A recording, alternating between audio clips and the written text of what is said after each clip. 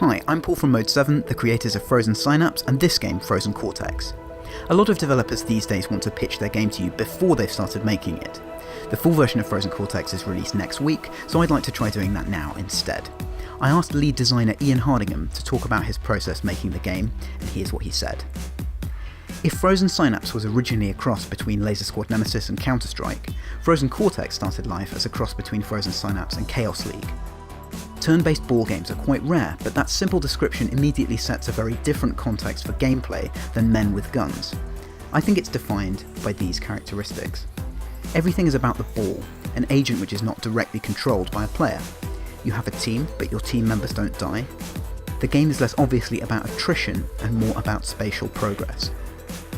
In traditional men with gun games, the result of a game is the combination of the results of many one-on-one interactions. In a ball game, the result is what happens to that ball. The agents are choreographing a route to the goal zone. I introduced one simple but powerful mechanic. When you stand still, you own the space around you.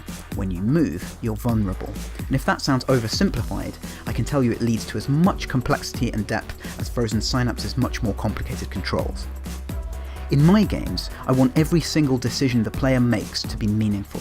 1 centimetre to the left or right means the difference between victory and defeat. I also want every decision to be clear. In a fighting game or a MOBA, you need to understand the game before you can understand the decisions. I don't want that. I want someone who's never seen the game before to sit down with a friend who's playing and say, hey, why don't you go over there? Really, I want my games to ask the player to make larger creative plans and then to bring up a load of interesting calls to make during play. Frozen Cortex takes Ian's core design and adds a host of supporting features to it, from the ability to choose between loads of players for your teams, a randomly generated league mode, customization, and even a pitch editor.